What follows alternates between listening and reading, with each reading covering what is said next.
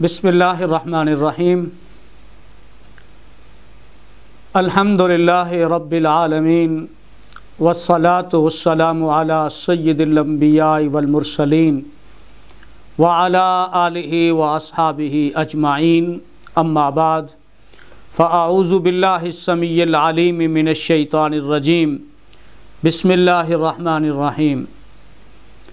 Understanding of Quran course کے معزز شرکاء، سامعین و ناظرین کرام، السلام علیکم ورحمۃ اللہ وبرکاتہ.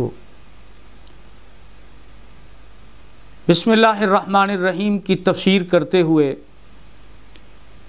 لفظ اللہ کا معنی اور مفاہیم اور اس کے تفسیری معارف پر ہم پچھلے لیکچر نمبر پارٹ 11 میں ہم گفتگو کر رہے تھے. اس میں لفظ اللہ کی جو شان عالمیت ہے، لفظ اللہ کا جو معنی ہے، اور لفظ اللہ کے بارے میں جو علماء کی ایک رائے ہے کہ یہ غیر مشتق ہے، اس میں جامد ہے، اس میں عالم ہے، اور یہ بے مثل اور یکتا اسم ہے، اور توحید باری تعالیٰ کی دلالت بھی اس اسم اللہ پر ہے. اس پر ہم نے بڑی تفصیل کے ساتھ پچھلے لیکچر میں گفتگو کی ہے. آج کے لیکچر میں ہم لفظ اللہ کا معنی اور مفہوم اور اس کے تفسیری معارف کو بیان کرتے ہوئے لفظ اللہ سے متعلق علماء لغت اور محققین اور مفسرین کی جو دوسری رائے ہے اس کے مادہ اشتقاق کے بارے میں، اس پر بات کر رہے ہیں. مختلف علماء لغت، محققین اور مفسرین کی دوسری رائے یہ ہے کہ یہ لفظ اللہ اس میں مشتق ہے. اس میں مشتق وہ ہوتا ہے جو کسی مادہ، کسی اصل اوریجن سے ماخوذ ہو. جیسے لفظ عالم ہے تو معلم، علام، علماء، معلوم، متعلم، ان سب کا مادہ اصل اوریجن علم ہے، عین لام میم. اس مادہ سے لفظ عالم بنے گا، علماء بنے گا، معلوم بنے گا، لفظ علم بنے گا. تو اسی طرح علماء لغت کی رائے یہ ہے اور تحقیق یہ ہے کہ یہ لفظ اللہ بھی اس میں مشتق ہے.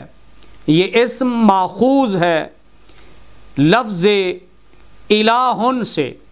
اس کا جو مادہ ہے، اوریجن ہے، اصل ہے، وہ لفظ الہ ہے. وہ کہتے ہیں جیسے اللہ تعالیٰ کے تمام ناموں سے پہلے الف لام لگ جاتا ہے، جیسے علیم سے العلیم، قدیر سے القدیر، خبیر سے الخبیر، رحمان سے الرحمن، رحیم سے الرحیم ہے. وہ کہتے ہیں اسی طرح الہن سے الف لام لگا کے الالہ ہو گیا، پھر ایک الف حذف کر دیا گیا. لغت کے اعتبار سے الہن پر الف لام لگا کر پڑھا تو اللہ پڑھا گیا. اس لیے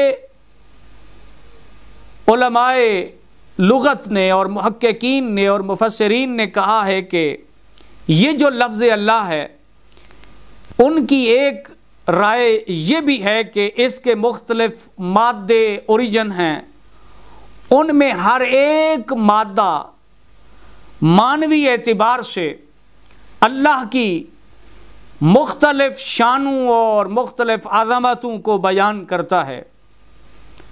اور وہ کہتے ہیں کہ لفظ اللہ کی اصل اور مادہ الہ ہے، جس کا معنی ہے معبود، اور اسی لفظ الف لام لگانے سے اللہ قرار پایا ہے۔ عربی زبان کا یہ ایک خاص قاعدہ اور کلیہ ہے کہ اگر کسی اسم کو معرف باللام کر دیا جائے، یعنی اس کے شروع میں الف لام لگا دیا جائے، تو وہ اسم اپنے معنی کے اعتبار سے خاص ہو جاتا ہے۔ جیسے کتاب کا لفظ ہے، لفظ عام ہے، اینی ون، کوئی بھی بک، لیکن جب آپ کہیں گے الکتاب تو اس کا اطلاق ہوگا کوئی خاص کتاب ہے۔ اسی طرح وہ کہتے ہیں کہ الہ کا معنی معبود ہے، لیکن جب اس پہ الف لام لگا کے معرف باللام بنا دیا تو اللہ بنانے میں مصلحت اور حکمت یہ ہے کہ عربی زبان کے اعتبار سے پھر اللہ کا معنی ہوگا الوہیت، فقط اسی ذات کے لیے خاص ہے، اور پوری کائنات میں سوائے اللہ کی ذات کے اس ہستی کے علاوہ کوئی الہ کہلانے کی مستحق نہیں ہے۔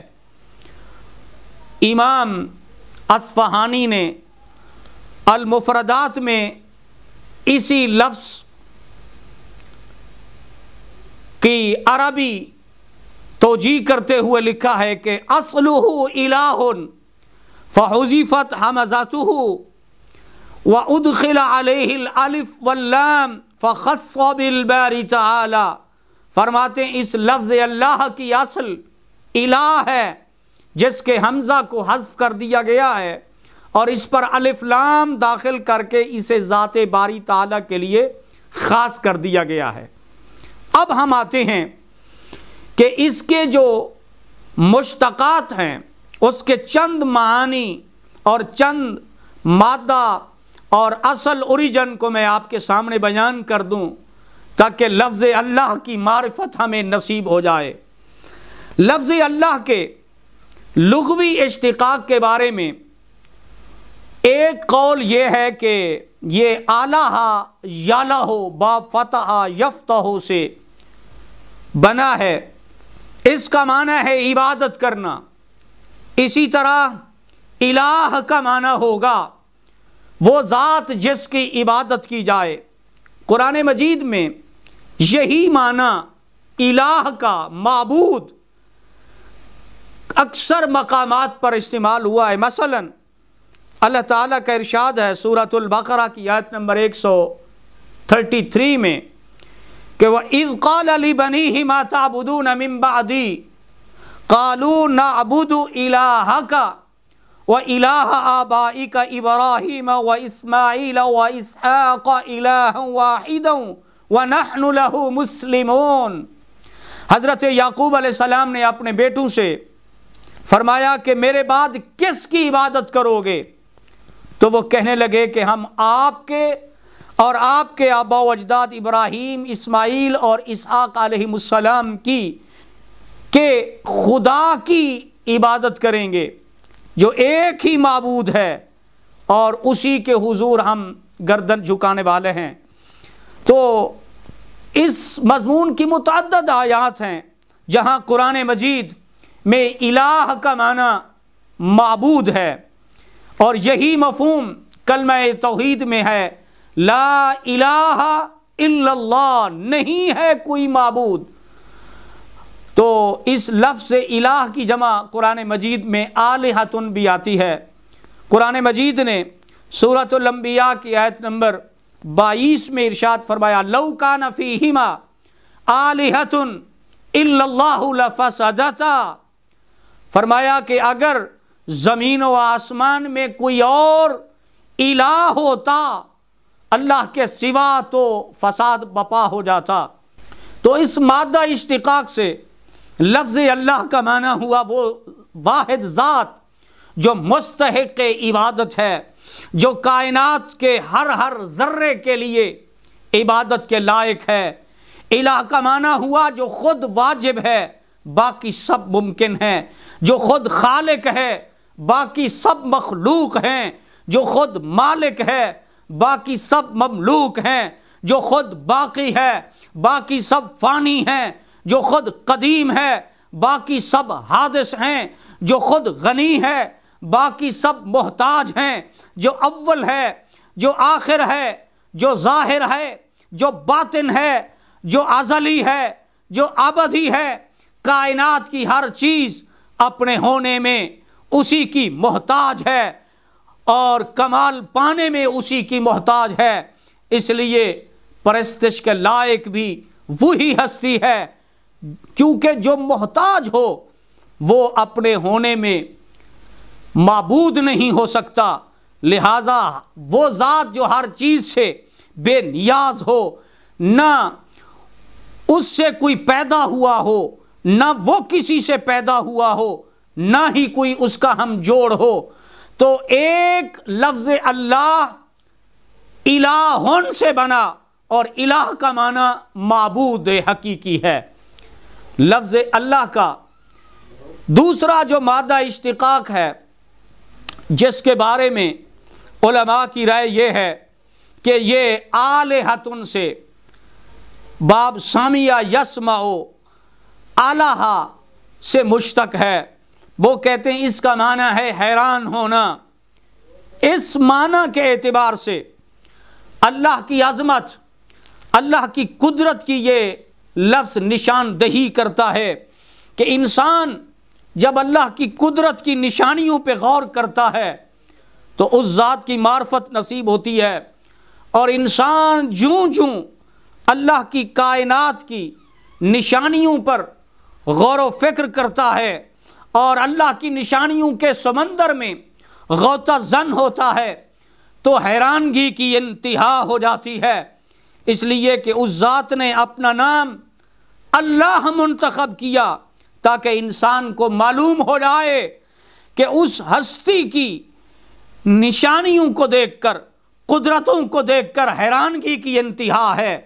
اس لیے قرآن مجید میں جا بجا اللہ نے اپنی نشانیوں میں غور و فکر کرنے، تفکر، تعقل، تدبر کرنے کی تعلیم دی۔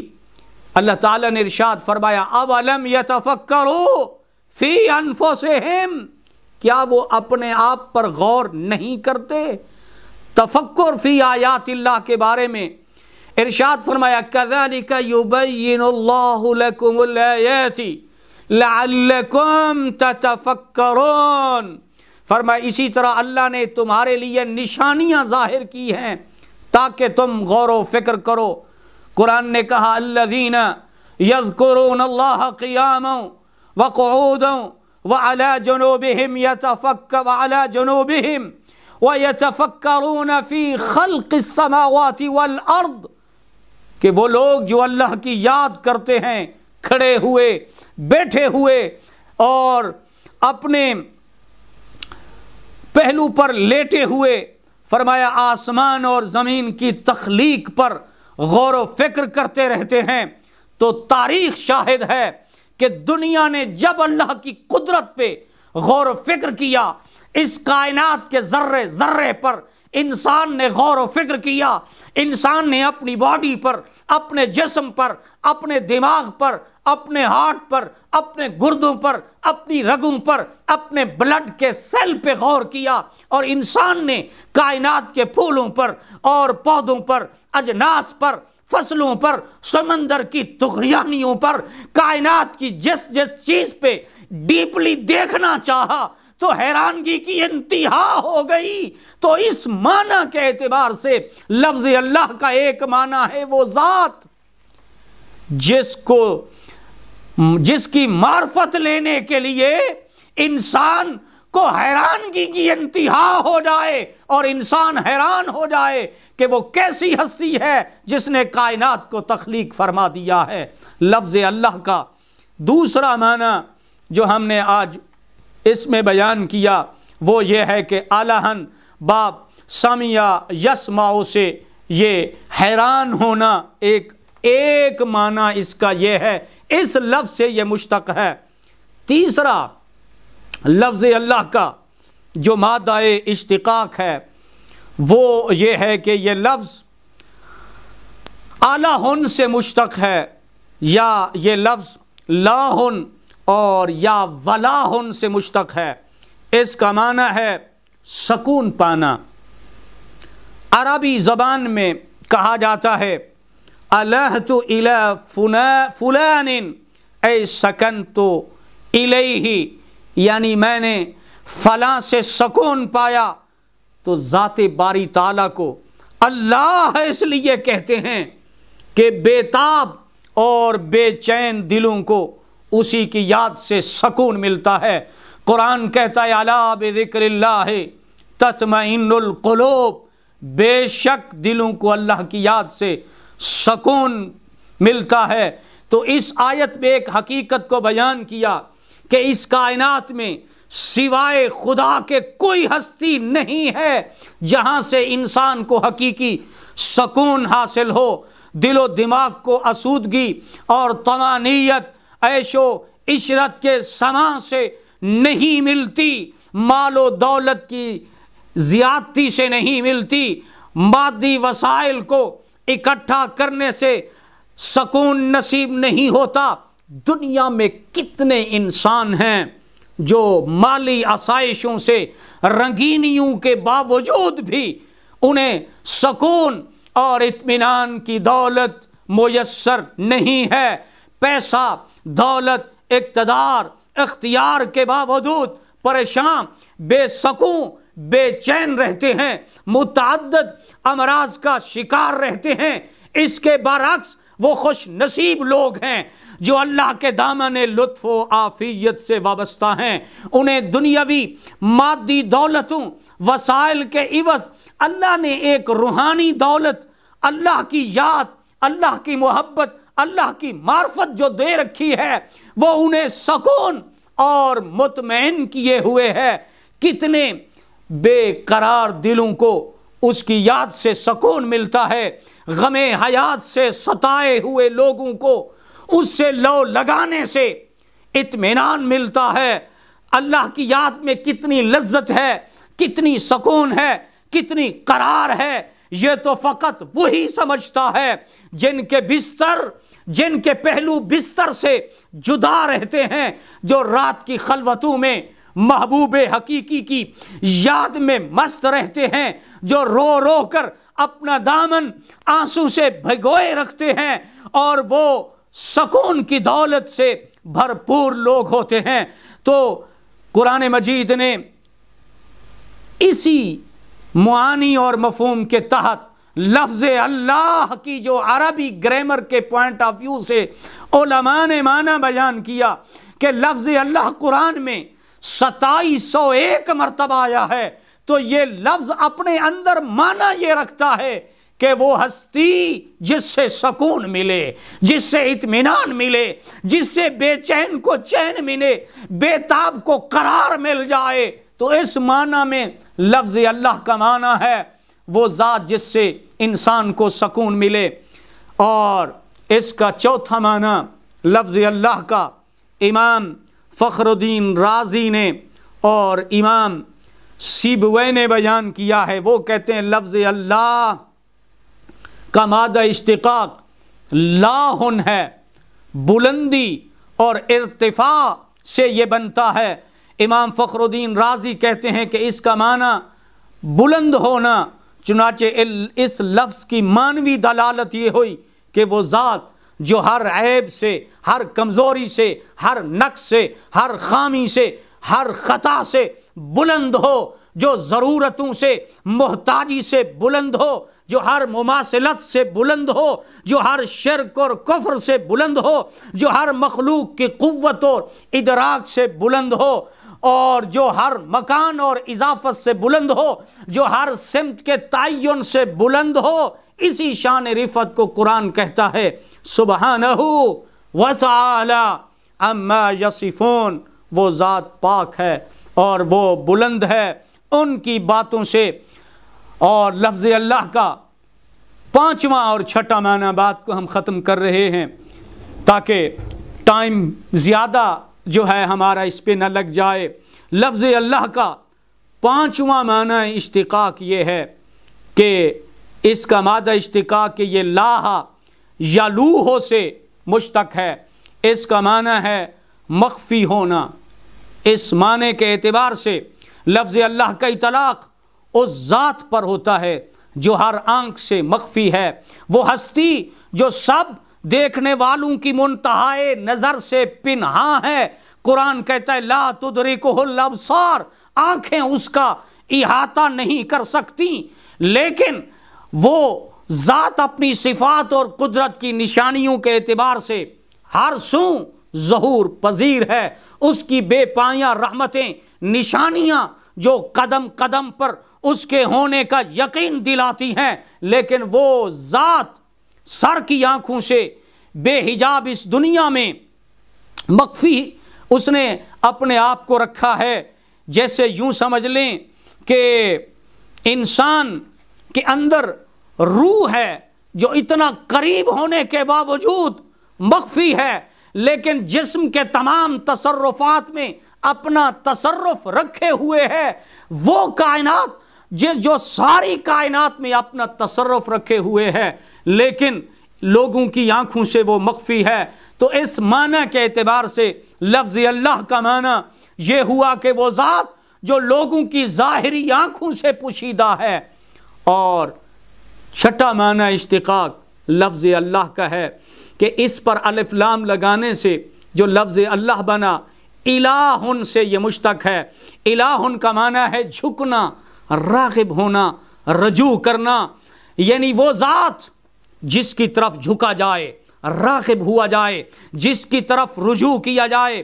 گویا لفظ اللہ اس حقیقت کا اعلان کر رہا ہے کہ انسان جتنا بھی سرکش ہو جائے، باغی بن جائے، اپنے رب کی اطاعت اور بندگی سے منہ موڑ لے، بالآخر اللہ کی طرف جھکتا ہے، اس کی طرف راغب ہوتا ہے۔ جب بھی کوئی مصیبت آتی ہے، آفت کی گھڑیاں پہنچتی ہے، ساری دنیا کے اسباب اور ذرائع جواب دے جاتے ہیں۔ جب کسی چیز کی امید باقی نہیں رہتی، اس وقت بلا آخر انسان کا دل عاجزی اور شکستگی کے ساتھ اللہ کی طرف جھک جاتا ہے۔ والہانہ رغبت اور رجوع کے ساتھ انسان پکار اٹھتا ہے کہ اے اللہ مجھے بچا لے، میرے حال پر رحم فرما۔ انسان کے دل کا تعلق جس قدر چاہے اللہ سے ٹوٹ جائے، لیکن جب سب امیدیں ٹوٹ جاتی ہیں تو اس وقت ہر انسان، چاہے وہ مسلمان ہو یا غیر مسلم، وہ موحد ہو یا مشرک، مومن ہو یا کافر، سب اس ذات کو پکارتے ہیں، اسی کی طرف جھکتے ہیں، اسی کی طرف رجوع کرتے ہیں۔ اس ہستی کو خدا کہیں یا کوئی ماورائی ہستی کہیں، دل ضرور اس کے تصور سے پسیجتا ہے۔ اس ہستی کا نام الہ ہے، اس پر الف لام لگا دیا تو اللہ قرار پایا۔ معنی یہ ہوا وہ ذات جس کی طرف جھکا جائے، رجوع کیا جائے، راغب ہوا جائے۔ تو قرآن مجید کی کثرت سے آیات ہیں جو ٹائم کی قلت کے پیش نظر میں انہیں تلاوت نہیں کر پا رہا، جس میں اس تصور کو بیان کیا گیا ہے کہ مصیبت، آفت، پریشانی کے وقت اسی کی طرف رجوع کیا جاتا ہے، اسی کو پکارا جاتا ہے۔ لیکن جب مصیبت، آفت، پریشانی ٹل جاتی ہے تو پھر لوگ گمراہی کی طرف چلے جاتے ہیں۔ تو ناظرین کرام، وہ علماء کرام جنہوں نے لفظ اللہ کے مادہ اشتقاق کو بیان کیا، اس کے پیچھے حکمت یہ ہے کہ مصلحت یہ ہے کہ ہر لفظ کسی نہ کسی اللہ کی شان اور عظمت کو بیان کرتا ہے۔ اللہ تعالیٰ کی حضور دعا ہے رب کائنات ہمیں اپنی معرفت نصیب فرمائے، اور لفظ اللہ کہتے ہوئے اس کے معنی میں ڈوب کر ہمیں اللہ اپنی محبت، اپنی یاد، اپنی رغبت نصیب فرمائے۔ تو یہ میں نے بسم اللہ میں لفظ اللہ کی تفسیر بیان کر دی۔ اب پورے قرآن میں جب ہم آگے تفسیر کریں گے تو پھر اس لفظ اللہ کے معنی اور مفاہیم کو چونکہ ہم نے اس میں بیان کر دیا ہے، تو پھر ہم اس لفظ اللہ کا معنی اللہ ہی کرتے جائیں گے۔ اللہ تعالیٰ کے حضور دعا ہے، اللہ اپنی محبتوں سے، اپنی معرفت سے، اپنی یاد کی لذت سے، اپنے سجدوں کی رغبت سے اللہ ہمیں سعادتیں عطا فرمائے، آمین۔ وآخر دعوانا ان الحمد للہ رب العالمین۔